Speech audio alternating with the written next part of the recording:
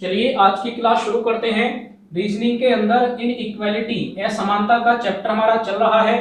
3 class मैं आप लोगों को प्रोवाइड करा चुका हूं। आई होप कि तीनों क्लासेस को आपने अच्छे से देखा होगा, कॉन्सेप्ट आप लोगों को समझ में आ रहे होंगे और आप अपनी बुक से भी क्वेश्चन को कर पा रहे होंगे। अगर अभी तक पिछली 3 क्लासेस को आपने नहीं देखा है तो लिंक मैंने आज की क्लास के डिस्क्रिप्शन बॉक्स में दे दिया है, वहां जाकर आप अच्छे से पिछली तीनों क्लासेस को देखें, इनइक्वालिटी के कॉन्सेप्ट को समझें, अपनी बुक से क्वेश्चन को करें। कहीं पर कोई डाउट अगर होता है तो वो आप मुझे कमेंट बॉक्स में लिख के बताएं। इसके अलावा अगर अभी तक आपने चैनल को सब्सक्राइब नहीं किया है तो चैनल को भी सब्सक्राइब कर लीजिए। लोकवाणी पाठशाला चैनल का नाम है, खुद भी सब्सक्राइब करें, अपने साथ पढ़ने वाले दोस्तों से भी सब्सक्राइब कराएं ताकि आप सभी को नए कॉन्सेप्ट की जानकारी हो और हर आगे आने वाली क्लास से आप लोग अपडेट रहें। तो भाई पिछली क्लास के अंदर मैंने आपको बताया था कि अगली क्लास में मैं आपको ईदर और का कॉन्सेप्ट समझाऊंगा और उसी कॉन्सेप्ट पर आधारित सवालों को हम करेंगे। तो भाई आज की क्लास के अंदर ये 4 सवाल हम करने वाले हैं और चारों ही सवाल ईदर और के कॉन्सेप्ट पर आधारित हैं। तो भाई सबसे पहले हम ईदर और के कॉन्सेप्ट को समझेंगे। कॉन्सेप्ट आपको समझ में आएगा तो इस तरह के सभी सवालों को आप कम से कम टाइम के अंदर और बड़ी ही आसानी से कर पाएंगे। तो भाई सबसे पहले समझते हैं कि ईदर और का कॉन्सेप्ट बनता कब है। भाई जो पिछली 3 क्लास मैंने आपको कराई तो वहां पर आपने देखा कि कभी कभी 2 ऑब्जेक्ट के बीच में रिलेशन निकल के आता है और कभी कभी रिलेशन नहीं निकल के आता है। तो भाई ये दोनों ही केस हैं जिन केस के अंदर आपका ईदर और का कॉन्सेप्ट बनता है।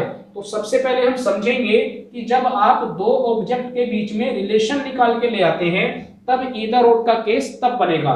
कब बनेगा? तो भाई अगर आप 2 ऑब्जेक्ट के बीच में रिलेशन निकाल के ले आए तो आपको ये 3 कंडीशन चेक करनी है। अगर ये तीनों कंडीशन फॉलो हो गई तो जो आपने रिलेशन निकाला है वहां पर ईदर और का कॉन्सेप्ट लगेगा। कैसे?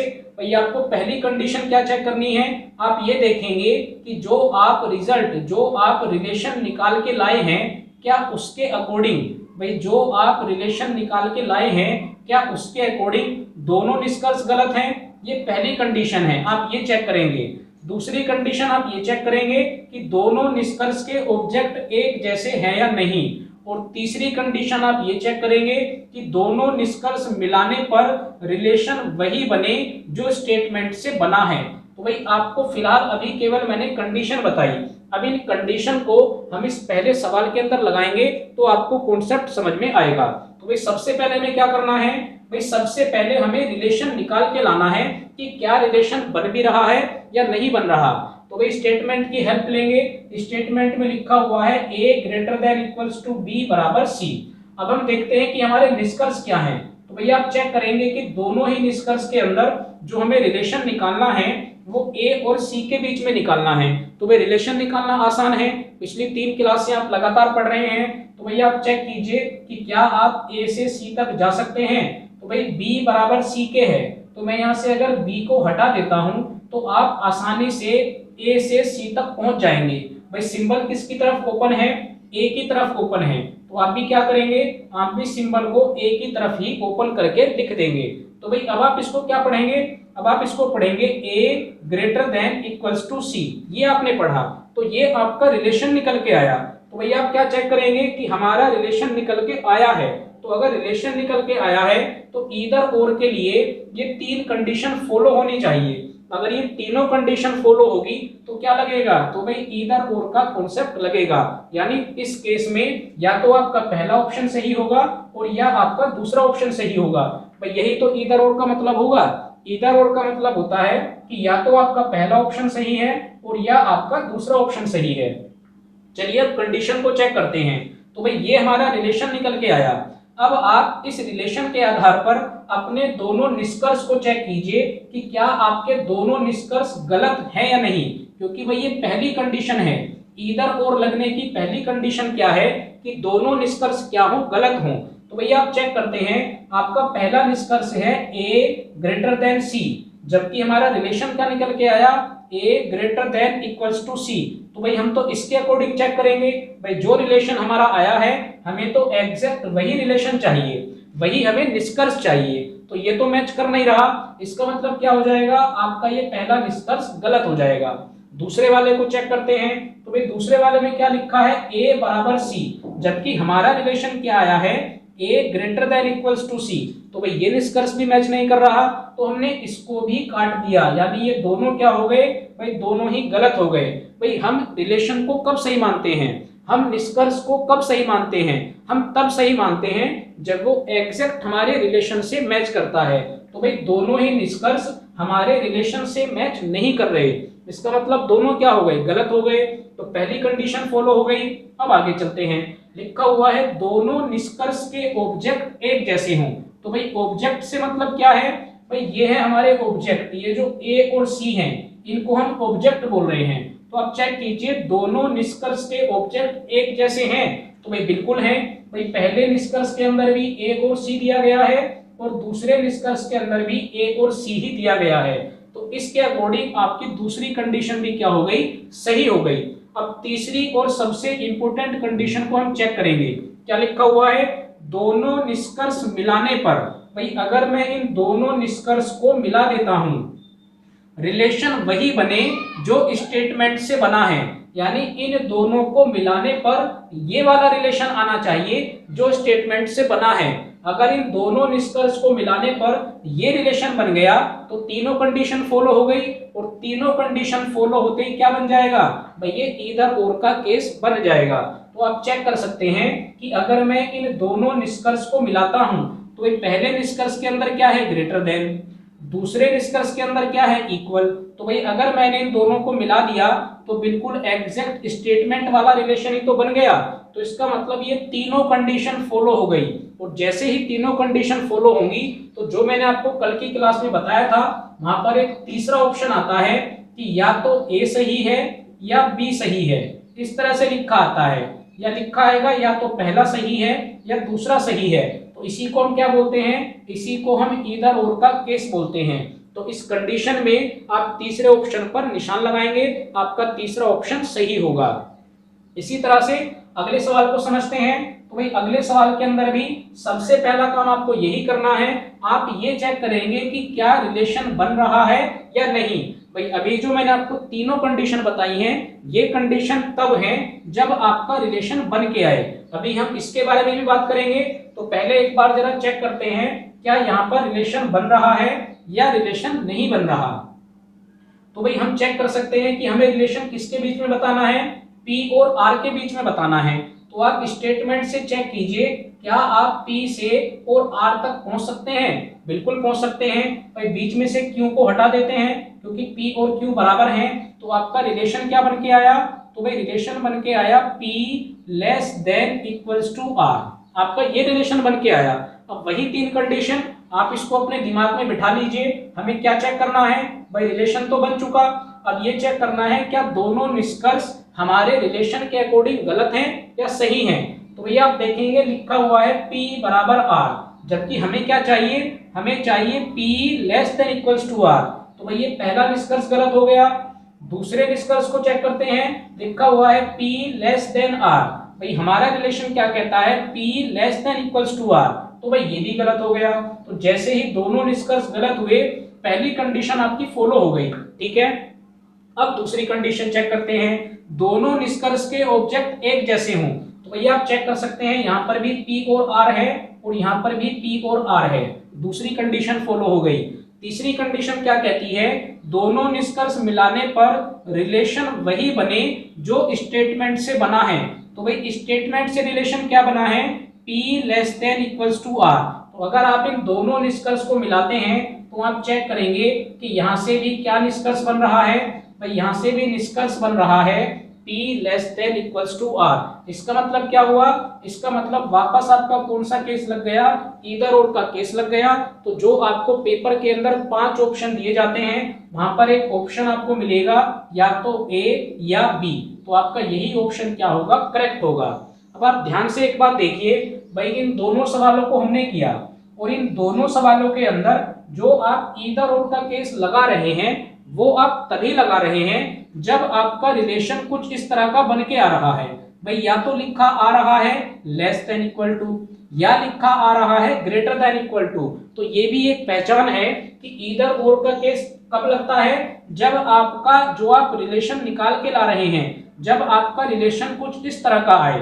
या तो लेस देन इक्वल आए या ग्रेटर देन इक्वल आए। तो अगर इस तरह का रिलेशन आया है तो भैया आप अलर्ट हो जाओ, आप सतर्क हो जाओ कि कहीं ना कहीं ईदर और का केस बन सकता है। लेकिन भाई अगर आपका रिलेशन ही इस तरह का आया तो वहां पर कोई भी पॉसिबिलिटी नहीं है ईदर और का केस बनने की। आई होप की बात आपको समझ में आई है। भाई मैंने आपसे कह दिया P लेस देन आर, मैंने आपसे कह दिया P ग्रेटर देन आर। अगर आपके ये रिलेशन निकल के आए तो आप भूल जाइए ईदर और को, फिर ये कहीं पर भी नहीं लगेगा। कब लगेगा? जब आपका रिलेशन या तो लेस देन इक्वल आए और या आपका रिलेशन ग्रेटर देन इक्वल आए, तब आपको अलर्ट होना है और तब आपको ईदर और की कंडीशन के बारे में सोचना है। आई होप की बात आपको समझ में आई हो। एक बार आप इस कंडीशन को नोट कर लीजिए, उसके बाद तीसरा और चौथा सवाल समझते हैं। चलिए तीसरा सवाल देखते हैं। तो भाई तीसरे सवाल को करने से पहले मैं वापस आप लोगों से वही बात कहूंगा जो मैंने आपको पिछली क्लास के अंदर कही थी। भाई अगर आप डायरेक्ट इस क्लास को देख रहे हैं और आपने इससे पहले की 3 क्लासेस को नहीं देखा है तो आपको इस क्लास में कुछ भी समझ में नहीं आएगा। इस क्लास को देखने का आपको कोई फायदा नहीं होगा। फायदा आपको तब होगा जब आप पिछली तीनों क्लासेस को देखें और क्लास 1 से देखें, क्योंकि वहां मैंने आपको कॉन्सेप्ट बताए हैं। कॉन्सेप्ट की आपको जानकारी होगी तो ये सवाल आपको बड़े ही आसान लगेंगे। कॉन्सेप्ट की आपको जानकारी नहीं होगी तो आपको इन सवालों में कुछ भी समझ में नहीं आएगा। तो बेहतर है कि आप पिछली 3 क्लासेस को देख लें। तो चलिए भाई अगला सवाल करते हैं। सबसे पहले आपको वही काम करना है, आप स्टेटमेंट चेक करें और स्टेटमेंट से आप रिलेशन निकाल के लाएं। तो भाई रिलेशन एक तो आपको निकाल के लाना है ए और सी के बीच में। भाई यहाँ पर आपको 4 अलग अलग निष्कर्ष दिए गए हैं, तो एक रिलेशन आप ए और सी के बीच में निकाल के लाएंगे और एक रिलेशन आप सी और डी के बीच में निकाल के लाएंगे। तो भाई पहले ए और सी के बीच में रिलेशन निकाल लेते हैं कि ए और सी के बीच में क्या रिलेशन आएगा। तो भैया आप चेक कर सकते हैं कि आप ए से सी पर पहुंच जाएंगे क्योंकि बीच में बी है और बी को आप हटा सकते हैं क्योंकि बी किसके बराबर है? सी के। तो भाई ए और सी के बीच में क्या रिलेशन बनेगा? तो भाई ये रिलेशन बनेगा ए ग्रेटर देन इक्वल्स टू सी। एक रिलेशन तो आपका ये बन गया। अब आप सी और डी के बीच में भी रिलेशन निकाल लीजिए कि सी और डी का क्या रिलेशन बन रहा है। तो भाई ये तो एग्जैक्ट लिखा हुआ है। क्या लिखा हुआ है? C less than equals to D. और अभी मैं आपको समझा के आया कि अगर आपका रिलेशन ग्रेटर देन इक्वल या लेस देन इक्वल बना है तो आपको तुरंत अलर्ट हो जाना है, तुरंत आपको सतर्क हो जाना है कि कहीं ना कहीं ईदर और का केस लग तो नहीं रहा। तो अब हम इसको चेक करते हैं। तो भाई जो मैंने आपको 3 कंडीशन बताई हैं उसको आप अपने दिमाग में बिठा लीजिए। पहली कंडीशन मैंने आपको क्या बताई कि जब आप निष्कर्ष को चेक करेंगे, भाई जितने भी ए और सी के निष्कर्ष हैं जब आप उनको चेक करेंगे तो दोनों निष्कर्ष आपके गलत आएंगे। दूसरा आपको क्या देखना है कि जब आप निष्कर्ष को चेक करेंगे तो आपको दोनों ऑब्जेक्ट कैसे मिलने चाहिए? ए और सी ही मिलना चाहिए। और तीसरा और सबसे आसान क्या है, इंपॉर्टेंट भी है, कि आपका जो रिलेशन बने, भाई जो आपके 2 निष्कर्ष गलत हुए हैं जब आप उन दोनों निष्कर्ष को मिलाएंगे तो वहां से वही रिलेशन बनना चाहिए जो रिलेशन आपका स्टेटमेंट से बन रहा है। तो भाई पहले ए और सी को चेक कर लेते हैं। तो भाई अगर आप ए और सी को चेक करेंगे तो यहाँ पर लिखा है ए ग्रेटर देन सी, जबकि हमारा रिलेशन क्या है? ए ग्रेटर देन इक्वल्स टू सी। तो भाई ये वाला ऑप्शन आपका क्या हो गया? गलत हो गया। ऑप्शन नंबर बी को चेक करेंगे तो ये भी गलत हो जाएगा। तो भाई पहली कंडीशन फॉलो हो गई और दूसरी कंडीशन भी फॉलो हो गई क्योंकि दोनों ऑब्जेक्ट कैसे हैं? दोनों ऑब्जेक्ट एक जैसे हैं। अब आप इनके निष्कर्ष को आपस में मिला दीजिए। तो भाई निष्कर्ष को आपस में मिलाएंगे तो आप क्या बोलेंगे? भाई आप बोलेंगे ए ग्रेटर देन इक्वल्स टू सी। तो चेक कीजिए आपका रिलेशन भी तो यही आया था। इसका मतलब इन दोनों ऑप्शन में ए और बी में क्या लग रहा है? यहाँ पर ईदर और का केस लग रहा है। तो आपको जो पेपर के अंदर ऑप्शन मिलेगा, क्योंकि भाई यहाँ पर आपको आगे और भी निष्कर्ष दिए गए हैं, तो अभी हम ऑप्शन को बनाएंगे। पहले हम अगले 2 निष्कर्ष को भी चेक कर लेते हैं। तो भाई सी और डी के बीच में क्या रिलेशन आया है? तो यहाँ पर रिलेशन आया है लेस देन इक्वल का। तो अब आपको आसान लग रहा होगा, भाई सी और डी है तो ये वाला निष्कर्ष भी गलत हो गया, ये निष्कर्ष भी गलत हो गया। दोनों के अंदर ऑब्जेक्ट कैसे हैं? सेम हैं। लेस देन और इक्वल को अगर आप मिलाएंगे तो ये आपके रिलेशन से मैच कर जाएगा। इसका मतलब पहले और दूसरे निष्कर्ष में भी ईदर और का केस लग रहा है और तीसरे और चौथे निष्कर्ष में भी ईदर और का केस लग रहा है। तो आपको पेपर के अंदर ऑप्शन कैसा मिलेगा? भाई वहां पर आपको लिखा मिलेगा या तो ए सही है या बी सही है, और इसके अलावा आपको क्या लिखा मिलेगा? आपको लिखा मिलेगा या तो सी सही है और या डी सही है। तो भाई आपको इसी तरह का ऑप्शन पेपर के अंदर मिलेगा, और अगर आपको ये ऑप्शन नहीं मिला तो फिर आपको कौन से ऑप्शन पर टिक करना है भाई? और भी तो ऑप्शन आएंगे, मान के चलिए कि ये आपका तीसरा ऑप्शन है, तो उसके बाद चौथा ऑप्शन भी होगा और पांचवा ऑप्शन भी होगा भाई, बाकी ऑप्शन भी तो आएंगे।